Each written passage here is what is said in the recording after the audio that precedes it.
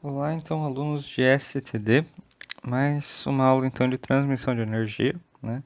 Agora a gente vai entrar na parte propriamente de cálculo da parte de transmissão de energia, certo? Essa parte da matéria então ela é relativamente complexa, tá? É, Eu estou passando em cima das notas de aula que eu vou disponibilizar para vocês, alguns trechos eu vou desenvolver à parte, para às vezes ficar mais claro o professor desenvolvendo mesmo, né? Mas assim, essa é uma parte bastante complicada e eu peço que vocês, assim, várias vezes voltem e tentem estudar bem esse ponto, beleza? Porque assim, lá em sistemas de energia, vocês já estudaram, eu vou abrir aqui, já estudaram a linha já com o modelo dela pronto, né? Então vocês, tinha uma linha longa lá, aí vocês tinham um modelo em transmissão, daí às vezes vocês aproximavam para linha curta, linha média, linha longa, certo? E daí depois vocês ligavam essas linhas, faziam um monte de barras, barra para cá, barra para lá, e aí vocês resolviam os problemas complexos, né, de fluxo de potência.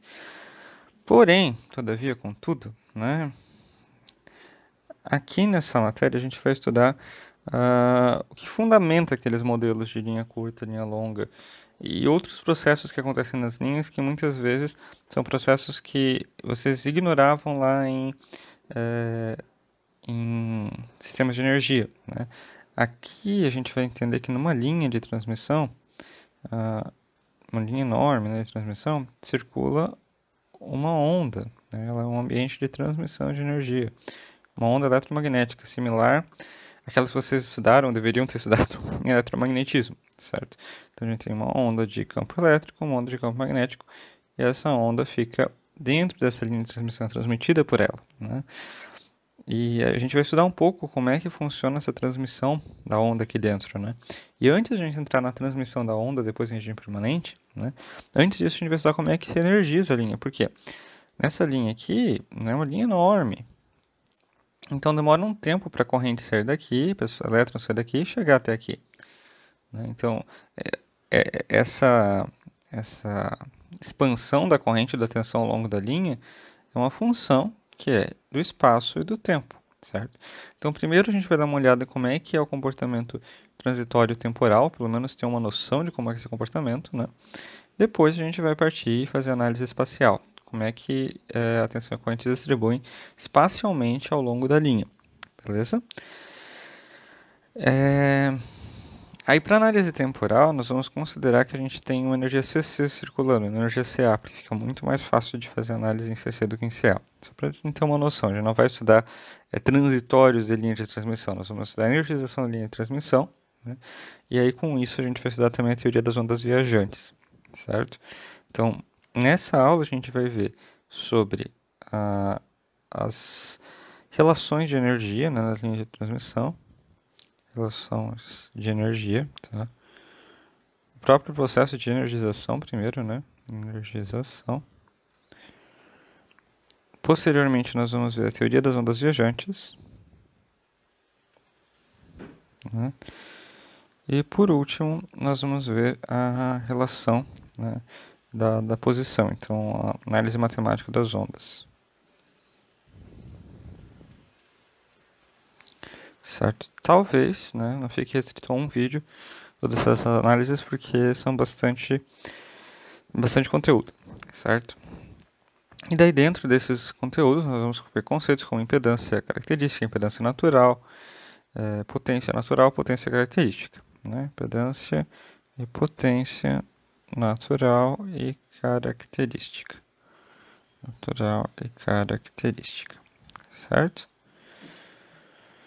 Então, nas linhas de transmissão, pessoal, o transporte de energia, a energia que sai de um ponto até outro, é feito através das ondas eletromagnéticas, tá? As ondas transportam energia, né? Igual as ondas do mar transportam energia cinética, a energia elétrica é transportada, eletromagnética, né? Tanto elétrica quanto magnética, é transportada por essas ondas. Então, nós vamos entender, né, como é que essas ondas estão propagando no meio físico, tá? Lá em eletromagnetismo, ou em eletromagnetismo 2, muitas vezes, em muitos cursos, né? Se estuda sobre a propagação de ondas, principalmente no vácuo, no ar, né? E daí já isso se torna base para telecomunicações. Porque em telecomunicações a gente tem ondas se propagando pelo ar, né? Existem, claro, sistemas cabeados de comunicação, e aí também existe uma teoria própria para sistemas cabeados, que é uma teoria que a gente vai estudar aqui, né? Aqui a gente vai estudar sistemas de baixa frequência, então alguns fenômenos acabam sendo ignorados, né? Mas é a mesma teoria, né? Para todos os sistemas de propagação cabeados, né? Que usam meio físico, né? Essa teoria é válida, só que assim, a nossa até é simplificada por conta de estar trabalhando com baixa frequência, né? Que a gente vai ter várias simplificações. E ainda assim vai ser bem pesado. Então, uma linha de transmissão, ela tem esse modelo equivalente, modelo parâmetros distribuídos. Então, um pedaço da resistência da linha, um pedaço da indutância da linha, da capacitância, da condutância, são dados, né, pode ser o modelo T, por exemplo, ou o modelo π.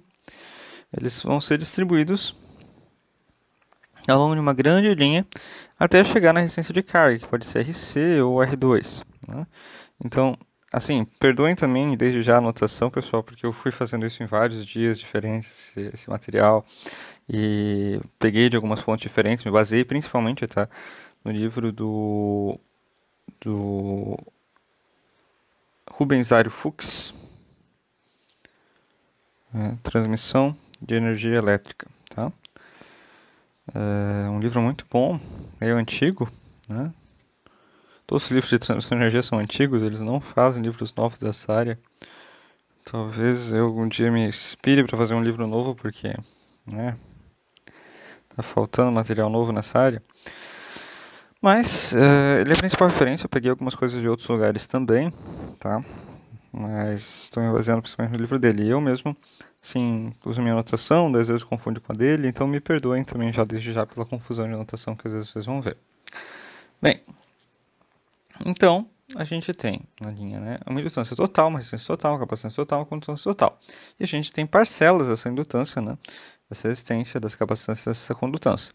Observem, porém, que sempre a indutância, a resistência, enfim, são unidades por quilômetro, tá? Por quilômetro. A gente não trabalha com Henry, com Farad, não, trabalha sempre com valores por quilômetro, tá?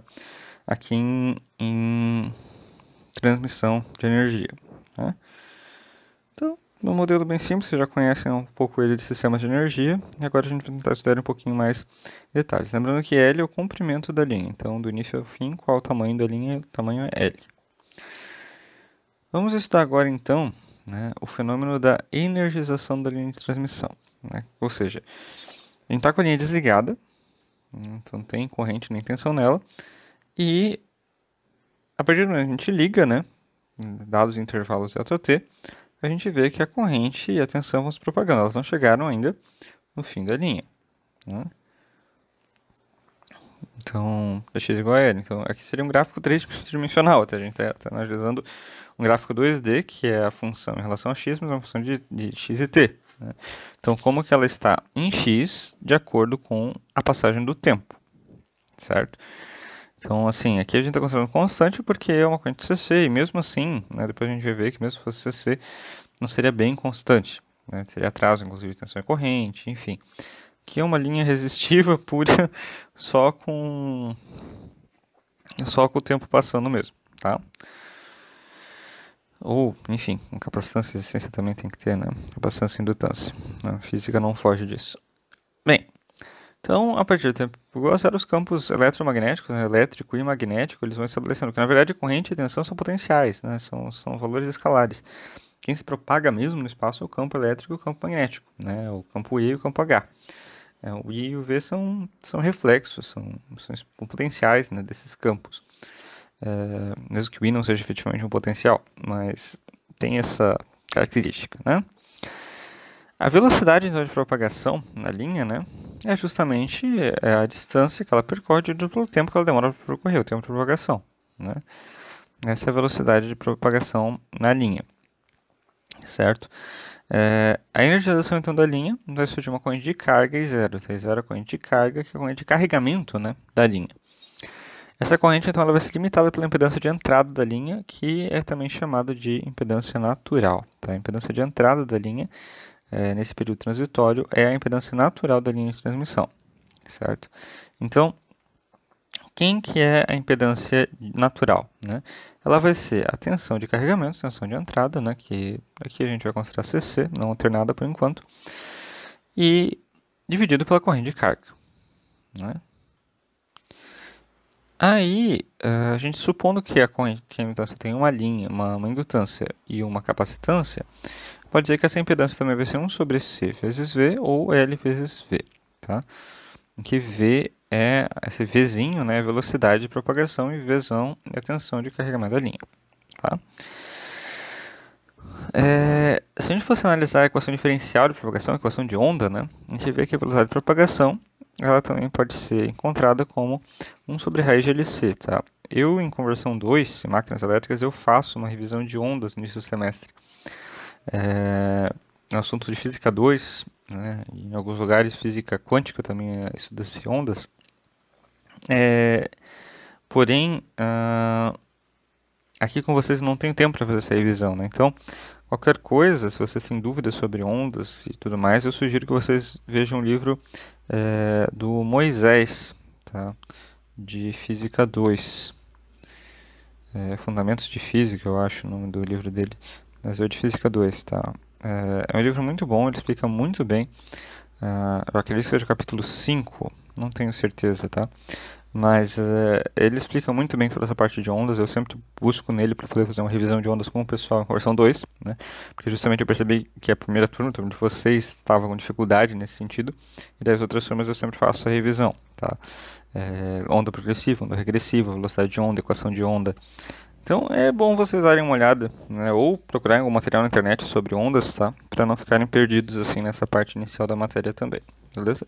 Mas sim, né? Também não vai fazer tanta diferença lembrar de todos os detalhes sobre onda. O interessante aqui nesse momento é a velocidade de propagação, que é 1 sobre raiz de LC. Tá? Muitas coisas eu vou desenvolver para vocês, vou deduzir. Outras eu já vou falar qual que é o resultado pronto, né? E fica a cargo de vocês, se vocês tiverem interesse de deduzir. Tá? Aí, né, essas expressões para capacitância e indutância, a gente vai deduzi-las, né? Mas não agora. Agora o nosso foco é olhar a linha, como é que a energia se propaga na linha. Então, a gente vai assumir que essas expressões são verdade por enquanto. Tá? Depois a gente vai ter longos vídeos para tentar chegar nelas. Né? Demora um pouco. Tá? A gente chega na indutância da capacitância das linhas. Na verdade é bem mais complexo do que essas expressões. Similar a essas expressões, mas assim, há uma grande complexidade, né, por trás dessas fórmulas, tá? Mas por enquanto vamos aceitar que isso daqui é verdade, né? Então, assumindo que isso seja verdade, né, se a gente for considerar que V é a raiz de 1 sobre C, a gente vai ver que a velocidade é a velocidade de 3 vezes 10 a 5 km por segundo. Isso daqui é a velocidade da luz, tá? Porque essas expressões são para linhas ideais, né? Então, sem efeitos no meio material, né? Apesar de estar se propagando num cabo, mas ainda assim não está se considerando efeito de resistividade, que é o que vai limitar.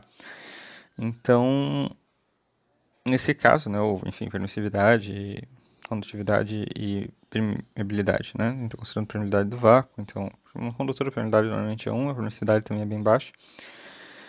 Permissividade relativa, então as duas coisas são baixas, então quase que é praticamente a velocidade da luz do vácuo, tá? Havendo permissividade, havendo resistividade, havendo a parte de permeabilidade, né, o famoso μ, o epsilon e o sigma, ou ρ, enfim, aí essa velocidade muda, tá? Mas ela fica bem próxima, tá? Bem, outra grandeza importante que a gente define aqui é a impedância natural da linha, tá? Que é o Z0. Essa é a impedância natural da linha, isso é uma fórmula bem importante. A impedância natural da linha, pessoal, uma coisa bem importante, uma propriedade muito importante dela, é que ela não depende do comprimento da linha. Né? A gente não tem L aqui. Não depende do comprimento. Então, por mais que você tenha um cabo longuíssimo, ele vai ter a mesma impedância natural. Né? E isso é uma propriedade muito importante, né? Das linhas de transmissão, dos meios de transmissão, certo? Só depende das dimensões físicas, de D e R, né, que seria a distância entre os condutores e o raio do condutor, certo? Então, existem cabos, por exemplo, cabo coaxial, fita paralela, enfim, são cabos com impedâncias padronizadas. Aquela impedância é a impedância natural. Então, o cabo coaxial de 75 ohms é que a impedância natural dele é isso, né? Fita paralela também. Cabos P2, cabos, enfim, todos esses cabos eles têm uma impedância natural própria, independente do comprimento deles. Pode ser um cabo coaxial de 3 metros, pode ser um cabo coaxial de 100 metros. Né? Todos eles têm a mesma impedância natural, certo? Só depende do formato do cabo. Então, se a tensão de excitação for constante, ou seja, se tiver uma corrente AC, né, uma tensão CC, a corrente de carga também vai ser constante, porque a impedância natural é constante, certo? O que a gente assume, né, lembrando que do ponto de vista de energização, é como se eu tivesse apenas aqui uma impedância Z0 conectada no cabo, certo? Então, aqui eu tenho V0, aqui eu vou ter I0 e eu vou ter Z0. Aqui vai ser a impedância que vai limitar a energização do cabo ao longo do processo de energização, certo? Então, um exemplo bem simples, mas caso vocês tenham alguma dúvida, considere um cabo unipolar para 138/3 kV possui essa indutância e essa capacitância. Né? Calcular a celeridade ou velocidade de propagação. Bem, V igual a 1/LC. Nesse caso, deu um valor bem abaixo da velocidade da luz, né? Deu 86.000 km por segundo, porque aqui provavelmente não foi usado um material adequado, né? Foi usado um material que tem algum tipo de muita influência ou do solo, ou de neve, umidade, ou então o próprio cabo é feito de algum material que tenha permissividade ou permeabilidade altas, né? Bem, então, nesse processo de energização da linha, é importante a gente estudar as relações de energia que estão relacionadas com a energização. Né? Essas relações de energia, elas ajudam a gente a entender a energia do campo elétrico e do campo magnético. Né? Então, a parte da energia do campo magnético é um meio de Ali quadrado, I0 quadrado, e a parte de energia elétrica é um meio de C vezes V0 quadrado, todos vezes ΔX. Né? Porque isso aqui... Aí tem que dar em joules mesmo, né? Unidade é joules ou watts segundos, enfim. Então, o armazenamento, a energia total, é simultâneo. Então, uma parte da energia está na onda magnética, uma parte está na onda elétrica. Né? Então, energia ΔE é um meio de Ali quadrado vezes ΔX, mais um meio de CV0 quadrado vezes ΔX. Porém, a gente tem que saber quanto de cada energia está distribuído. Se tem mais do campo magnético, se tem mais do campo elétrico, como é que está essa distribuição. Então, se a gente for substituir, né, considerar que V0 é igual a Z0 vezes I0, ou seja, a raiz de LC sobre I0, a gente pode substituir energia elétrica, que a tensão é isso daqui. Né? Então, se a gente substituir lá no lugar do V0 ao quadrado, vai ser a raiz de LC ao quadrado, então ao quadrado da raiz vai tirar da raiz, os Cs vão cortar, o I0 vai ficar ao quadrado e a gente chega à energia magnética. Ou seja, na linha de transmissão do processo de energização, a energia elétrica é igual à energia magnética. Então, se as duas são iguais, então metade da energia está para cada lado, para cada campo. Certo? Essencialmente, essa é a distribuição da energia nessas linhas. Tá? E aí, se a linha possuísse um comprimento infinito, esse fenômeno de energização duraria indefinidamente. Mas ela tem um comprimento finito. Ela vai acabar em um lugar. Então, a gente tem alguns fenômenos bem complexos que são estudados com relação a isso. Então, a gente vai começar estudando alguns casos básicos, tá? Mostrando diferentes resistências de carga, tá? Aqui a gente está chamando de resistência de carga de RC, tá? Mas o livro opta por R2 e talvez seja um nome melhor, R2, tá? Que seria a resistência no ponto de finalização da linha, resistência no receptor. Então, a primeira ideia é a gente considerar que a impedância de carga é igual à impedância natural de linha. Vamos ver uma condição de casamento de impedância, condição maravilhosa. Então, nessa condição, a gente tem que V0 é igual a Z0 vezes I0, que é igual a RC ou R2 vezes I0. Certo? Então, a corrente zero ela é constante. Né? Ela vai ser igual tanto na carga quanto na linha, no processo de carregamento. Então, a gente não tem campos magnéticos ou elétricos no final da linha. Toda a energia está sendo dissipada na resistência. Então, a energia dissipada, né, ela vai ser igual a V0 vezes 0 vezes ΔT, que é igual a I0 ao quadrado vezes RC vezes ΔT. E 0 vai ser sempre a mesma intensidade, né? E aí isso, como o I0 não muda, né, é como se a linha tivesse um comprimento infinito, ou seja, ela tivesse para a vida toda se energizando, tá? Então, quando eu tenho casamento de impedância, eu tenho uma característica chamada de linha de comprimento infinito, né? Isso é o que acontece quando eu tenho casamento de impedância. Quando a impedância de carga é igual à impedância da linha. É como se ela estivesse sempre se carregando e eu não tenho mudança na corrente, certo? Da corrente de carga. Então, isso é um processo bem interessante mesmo, do casamento de impedância. Certo? Por isso que essa é sempre a propriedade que a gente mais busca, né? A gente não tem alteração no potencial e nem na corrente de carga. A energia está sempre... A energia que está sendo usada para energizar a linha está sendo dissipada exatamente no final. Então, é uma propriedade bem interessante, tá? O segundo caso é quando a resistência de carga, essa linha, né? A resistência de carga linha, né? Que é uma outra resistência de carga, é maior do que a impedância natural. Nesse caso, a corrente da carga vai ser menor do que a corrente natural, né? Porque você tem uma impedância maior lá, para a mesma tensão, e provavelmente eu vou ter sempre essa mesma tensão lá no final. Então, eu vou ter que a corrente vai ser menor que a corrente natural de carga. Então, vai haver uma redução da corrente de carga em relação à corrente natural. Isso implica dizer que a energia, né, dissipada nessa carga linha é menor do que a energia dissipada no caso da corrente tem casamento de impedância, né? Então, a gente tem uma energia dissipada menor, ou seja, a gente vai ter uma relação de energia em resistência menor, tá? E ao mesmo tempo a gente vai ter uma corrente menor, então a energia magnética do sistema nesse caso vai ser menor. Então, tanto a energia magnética quanto a energia dissipada, que seria a energia na resistência de carga, vai ser menor do que em relação ao caso natural, certo? O problema é que a energia não se perde, a gente não consegue destruir energia, né? Ela tem que ir para algum lugar. Se eu estou perdendo energia na resistência e estou perdendo energia no campo magnético, né, para as mesmas condições de energização, elas têm que ir para algum lugar. Para onde é que elas vão? Tempo. Elas vão para o campo elétrico. Tá?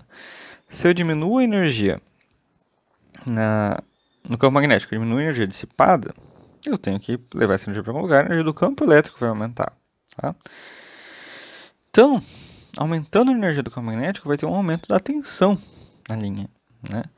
Então, o que vai acontecer? A tensão no receptor vai aumentar. Por quê?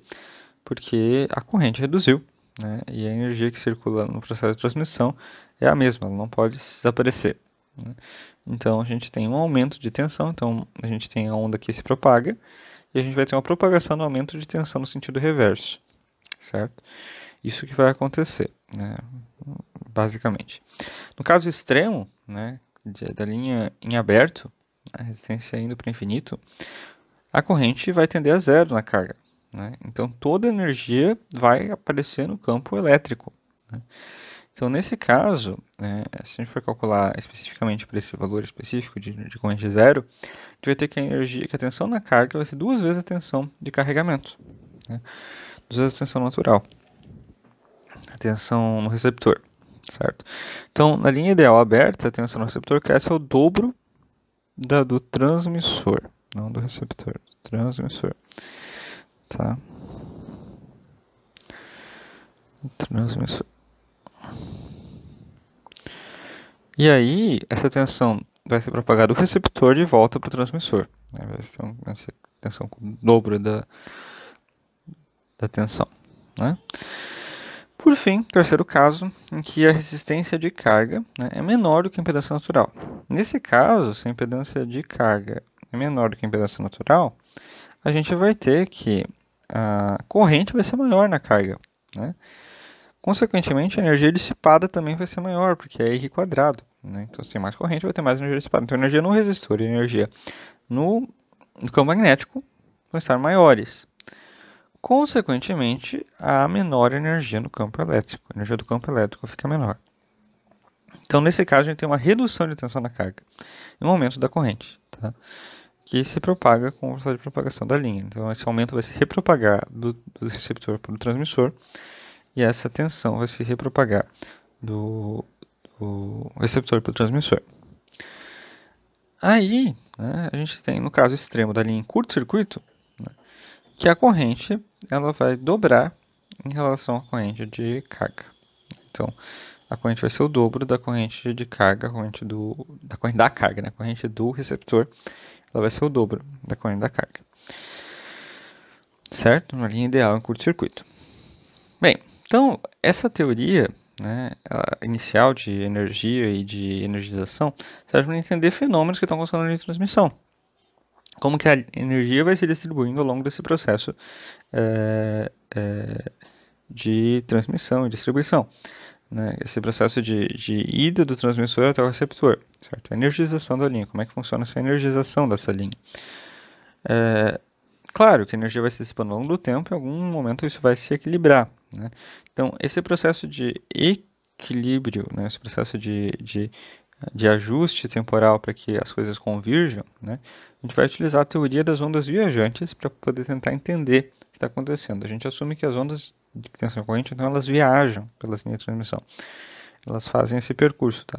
Esse estudo da teoria de ondas viajantes também existe em mecânica dos fluidos. Né? Então, lá em fenômenos de transporte, também se estuda, ou enfim, existe uma teoria dentro da área de fenômenos de transporte que estudam ondas viajantes. Então, os fenômenos são bem parecidos aos fenômenos observados nas linhas de transmissão. Não sei se vocês viram esse fenômeno de transporte, não tenho a menor ideia. Porém, existem fenômenos de transporte na área de fenômenos de transporte dentro de mecânica dos fluidos, conceitos similares aos conceitos de ondas viajantes das linhas de transmissão, certo? Então, isso também se vê em eletromagnetismo. Eu não sei se vocês viram na tela de eletromagnetismo de vocês a parte de ondas, enfim, mas caso vocês não tenham visto, vão ver aqui agora. Se vocês viram, vai ser uma revisão, certo? Aqui também não vai ser tão assim puxado como em eletromagnetismo, mas é um pouquinho complicado esse assunto, tá? Então, quando as ondas atingem uma descontinuidade, né, acontece um processo de reflexão. Qual que é a ideia, né? Eu tenho aqui uma onda incidente. Né? Essa onda ela vai bater numa barreira. Né? Então, uma parte dessa onda passa pela barreira, né? E outra parte é refletida pela barreira. E essa reflexão pode ser espelhada ou pode ser uma reflexão normal. Pode voltar no mesmo sentido ou pode voltar espelhada. Então, a gente tem um índice de reflexão, né? E a gente tem um índice de absorção da onda, certo? No caso, daí a gente tem uma onda incidente. Né? Então, a onda incidente, ela vai... Uma parte da superfície vai absorver, e outra parte da superfície vai retransmitir de forma refletida. Né? Então, a gente vai estudar esse fenômeno de incidência da onda numa das partes da linha, reflexão de onda e o que acontece com uma parte da energia vai ficar na onda e outra parte vai ser transmitida de volta, né? Vai ser retransmitida. É basicamente esse fenômeno que a gente estuda aqui agora. Beleza? Isso acontece muito, né? Na vida real no espelho, ou com a própria luz do sol, em que uma parte do material absorve calor e outra parte reflete a luz, né? E esse fenômeno também acontece dentro das linhas de transmissão. Então, né, a gente tem que, quando é atingida essa descontinuidade de linha de transmissão, né, a gente tem que a tensão do ponto ela vai ser uma tensão dissipada, né, mais ou menos uma tensão refletida. Né, a mesma coisa a corrente. Ela vai ser mais ou menos absorvida, né, ou dissipada, mais ou menos refletida. Certo? E aí, a tensão refletida, ela no caso esse D seria incidente, né? Ela vai ser um valor K, né, uma constante, vezes a onda incidente, a mesma coisa a corrente refletida. Né? E aí esses índices, né, esses fatores, eu não vou deduzir esses fatores aqui, vocês olham lá no eletromagnetismo, mas esses fatores de reflexão de tensão e de corrente, né, eles são dados por essas relações. Tá? Então, esse é o fator de reflexão de tensão e esse é o fator de reflexão de corrente. Beleza? Bem, então, um exemplo, né? Esses valores são sempre entre menos 1 e 1, tá, pessoal? Sempre entre menos 1 e 1. Mostrar a variação no tempo da tensão até t igual a 5L sobre V, ou seja, 5 vezes em que ele percorreu a linha toda, junto ao receptor de uma linha ideal terminada em ZC igual a 3E0. Tá? Aqui, pessoal, a gente vai usar o diagrama de reflexões. Tá? Eu vou explicar ele com calma, talvez eu monte ele ali em paralelo, beleza? Vamos tentar entender o que está acontecendo então. Então, vamos voltar ao nosso exemplo. Mostrar a variação no tempo da tensão até t igual a 5LV. Então, 5LV significa o seguinte: 1LV é o tempo que ele demora para percorrer a linha do início até o fim. L sobre V, é um tempo. Né? 2LVs é o tempo que ele demora para voltar. 3LVs é o tempo que ele vai ir de novo. 4LV é o tempo para voltar de novo. 5LV para ir de novo. Tá? Então, eu quero mostrar a variação da tensão no receptor, né, numa linha ideal, né, terminada em 3Z0. Né? Então, a impedância é maior, então a corrente vai ser menor, consequentemente a tensão do receptor vai ser maior. E ela reflete, propaga, até chegar num ponto de equilíbrio. Então, a primeira coisa que a gente tem que fazer nesse cálculo é calcular os coeficientes de tensão e corrente do receptor e do transmissor. De corrente, no caso, a gente não vai usar aqui, né? Porque a gente só vai ver a propagação da tensão. Isso pode ser que eu peça, no exemplo, uma prova, por exemplo, de corrente. Né? Então, assim, vocês fiquem atentos, né, às dicas que a gente dá. Bem, então, a gente tem que o coeficiente de reflexão, a gente tem que calcular tanto no emissor, né, na parte de transmissão, quanto na parte de reflexão. Não temos impedância de entrada, impedância no transmissor. Então, Z1, que seria a impedância do transmissor, é zero. Né? Logo, o coeficiente de reflexão de tensão no transmissor é menos 1. KRI, né, de corrente é 1, positivo. Tá? Então, a corrente ela não reverte, não espelha, e a tensão espelha quando ela volta para o transmissor. Já no receptor eu tenho 3E0. Então aqui, né, 3E0 sobre 4E0, 2E0 sobre 4E0 vai dar meio. Enquanto o KRI 2 vai dar menos meio. Então, no caso do receptor, a corrente reflete, né, espelhada, e no transmissor ela não inverte o sinal quando ela bate. Tá? Ela só diminui a amplitude pela metade. Então a gente vai criar um diagrama de reflexões. O que esse diagrama quer dizer, pessoal? Esse diagrama é um diagrama multidimensional, né, em que ele traz muitas informações ao mesmo tempo. Beleza? Então, aqui é x, né, essa distância assim é x, tá? Opa. E essa distância aqui é o tempo passando. Né? Então, aqui ó, é o início da linha, tá? Que é x igual a 0. E até aqui é o final da linha, x igual a L.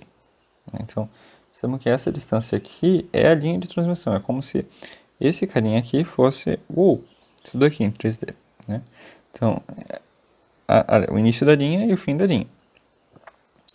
E aí, o que acontece? A linha inteira, né? Não só entre dois postes. Entre duas torres. Então, a energia, ela circula daqui, ela vem para cá, vai até lá, bate no final e volta. Ela vai e volta, vai e volta. Esse processo de ir e volta no tempo, isso daqui está avançando assim. Então, aqui eu avanço no tempo. Então, ela está indo, pá. Voltando, pá. Indo, e assim vai. Certo? Então, a gente tem diferentes tempos. Então, quando ela chega num final de linha, a gente tem tempo igual a linha, o tamanho da linha, né, sobre a velocidade. Então, esse é o primeiro intervalo de tempo que a gente vê, a primeira descontinuidade. A segunda descontinuidade vai ser em 2 vezes isso, quando ele faz todo o retorno da linha de volta. Terminou de retornar da linha, então vai ser 2L sobre V. Terceiro vai ser 3L sobre V, ele vai de novo chegar no final da linha. Né? Depois 4L sobre V, de novo no final da linha. Depois 5L sobre V vai de novo no final da linha. Beleza? Aí aqui no meio da linha a gente vai marcando as ondas incidentes, né? E nos pontos a gente vai marcando as ondas absorvidas, né? O potencial que fica lá dentro, certo? Eu vou montar esse potencial à parte com vocês para vocês darem uma olhada, né? Como é que está funcionando, entenderem o que está acontecendo. Tá? Aqui já tem o exemplo pronto, bonitinho, de todas as formas. Talvez meu desenho agora não fique tão bonito quanto esse daqui, mas para vocês entenderem, né, o que está acontecendo, beleza? Então, vamos lá. Então, a gente tem... Eu vou só copiar lá o exemplo, porque... Deixa eu ver se eu consigo copiar também esse negócio aqui. Só para a gente não ter problemas de... Deixa eu lembrar o que está acontecendo, né? Então, aqui eu vou copiar. E aqui eu vou colar. E aqui a gente já calculou os coeficientes de reflexão e de... Então, o KRV, acho que é menos 1. O KRI é igual a 1 no início da linha. E no final da linha, o KRV é igual a menos meio. Não, contrário, né? Aqui é meio. E o KRI no final da linha é menos meio. Deixa eu só conferir isso, mas eu acredito que seja isso. O V é menos 1, e daí o V2 é meio e o outro é meio. Então, o que acontece, né? A gente no início vai ter V saindo da linha e indo para cá. Então, hoje eu tenho V aqui, certo? Esse V aqui, ó, vai bater aqui, então é o final, aqui é o início. Né? Então, os I's a gente vai ignorar por enquanto. O I não interessa pra gente. Então, o V saiu daqui, ó, e o coeficiente de reflexão daqui é meio. Então, vai voltar para cá, meio V. Aí, isso daqui então é T igual a L sobre V. Aqui vai ser T igual a 2L sobre V. Tá? Aí depois que ele bateu aqui, o que vai acontecer? Ele vai voltar de novo com sinal negativo. Porque ele bateu aqui no início, então ele vai voltar como sendo menos meio de V. Bateu aqui. Bateu aqui de novo. Bateu aqui de novo, então ele vai ser meio desse meio. Então vai ser menos 1/4 de V. Bateu de novo aqui. Vai voltar agora de novo. O sinal refletido vai voltar como 1/4 de V. Bateu aqui de novo. Vai voltar para lá como 1/8 de V. E assim por diante. Certo? Sempre que ele toca aqui, sempre que ele toca nessa parede aqui, deixa eu selecionar essa parede aqui. Sempre que ele toca nessa parede, né, essa parede aqui, ela é a parede do vezes meio. Sempre que ele toca nessa parede aqui, né,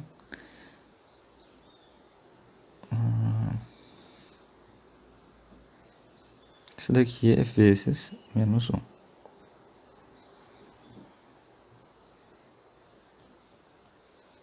Esse aqui é o coeficiente da onda incidente. Então, a onda incide e reflete com coeficiente de reflexão. Desse lado, menos meio. Desse lado meio, na verdade, né? Meio positivo.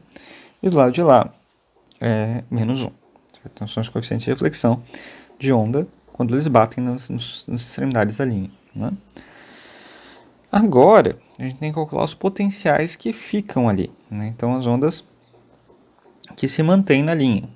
Bem, então, aqui no primeiro caso, a gente vai ter o seguinte, que eu tenho a condição inicial, né, mais, se eu vou chamar de outro nome aqui, eu vou chamar de U2 de 0, mais a onda incidente, mais a onda incidente vezes, né, o fator de reflexão. Essencialmente, essa é a nossa onda, certo? Então, inicialmente aqui veio V0. Né? Então, veio V0, beleza. Então, aqui a gente tinha 0 normalmente, tá? Mais, né? V0 mais meio vezes V0. Então, a gente vai ter aqui 3 meios de V0, certo? Aí, beleza, refletiu meio V0. Então, agora no caso inicial, a gente vai ter o 1 de 0 mais a onda incidente mais a onda incidente vezes o fator de reflexão. KR1, não KRI.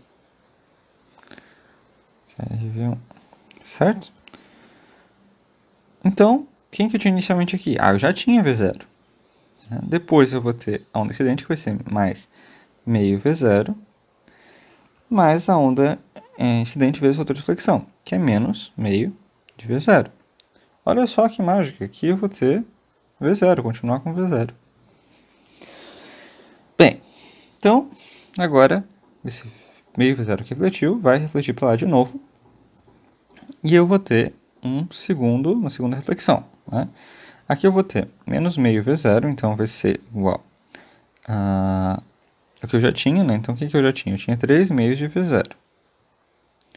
Mais a onda incidente, que é menos meio V0. Mais a onda incidente vezes o fator de reflexão, que vai ser igual a menos 1/4 de V0. Percebam que inicialmente ela aumentou, né, o tamanho em relação a V0, por conta justamente daquela teoria que a gente falou, que a impedância é maior do que a impedância natural da linha, né? Então, aqui eu vou ter, né, 3 meios. Se eu multiplicar aqui todos, fazer um mínimo múltiplo comum por 4, aqui por 2, 2, então aqui vai ser 6. 6 V0 menos 2 V0 menos V0, eu vou ter aqui igual a 9/4. Não, vou ter igual a 3/4. 3/4 de V0, certo? Então esse é o novo valor que tem aqui. Então na primeira vez ela aumenta, mas depois ela pode diminuir em relação a V0, certo? Ela vai ter que chegar em V0, porque a linha está em série, não tem nada no meio do caminho, né? É uma linha resistiva. Então, ela, tipo, com NCC no caso, né? Então, a regime permanente, ela tem que chegar exatamente em V0, tá? Então, ela vai ficar oscilando para cima e para baixo de V0, até que uma hora ela converge, beleza? Então, aqui, refletindo de novo, vai dar de novo V0, tá? No receptor, nesse caso, não tem graça. Depois, volta 1/4 de V, né? Então, a gente vai ter o que eu já tinha, 3/4 de V0, menos, mais, né? 1/4 de V0, menos 1/8 de V0. Certo? Aqui de novo o mínimo é 8, né? Então, se a gente fazer aqui, vai dar 6 mais 2 menos 1 vezes V0. Aqui a gente vai ter 3/8 de V0, certo? Então, esse é o valor que a gente tem nessa linha, usando esse diagrama de ondas viajantes, certo? Deixa eu ver se é isso mesmo, né? Porque uma dessas a gente erra. 9/8, não 3/8, desculpa.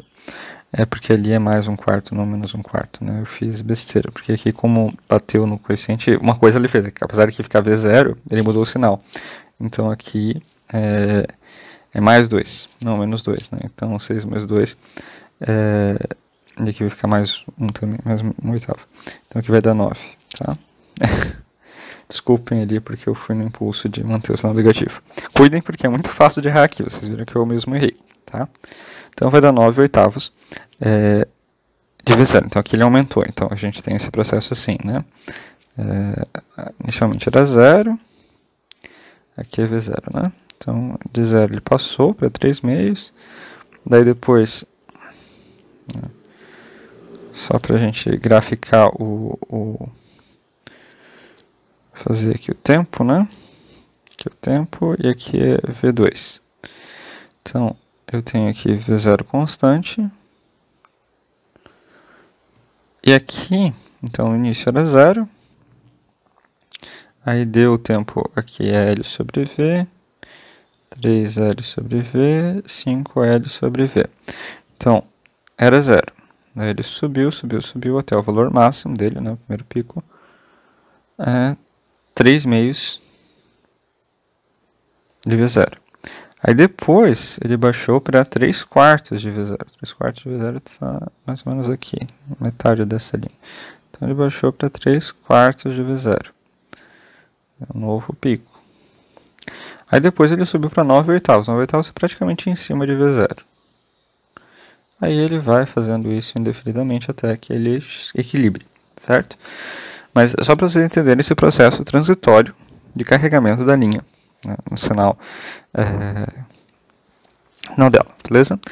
Então esse vídeo já está bastante longo, né? Tem mais coisas dessa teoria de ondas viajantes para passar para vocês. Opa, lugar errado. Tem mais coisas para passar para vocês da teoria de ondas viajantes. No caso, com problemas receptor e tudo mais. Eu vou, então, deixar isso para um próximo vídeo, né? Esse outro exemplo de ondas viajantes, para a gente reforçar. E aí depois a gente vai para a teoria de transmissão propriamente dita. Beleza? A parte de... que isso aqui também já é a teoria de transmissão, da teoria das ondas viajantes, a parte de energização e transitório da linha. Depois a gente vai para a parte de impermanente da linha com as equações exatas. Beleza? Então seria isso, espero que vocês tenham entendido, né? Qualquer dúvida vocês então entrem em contato.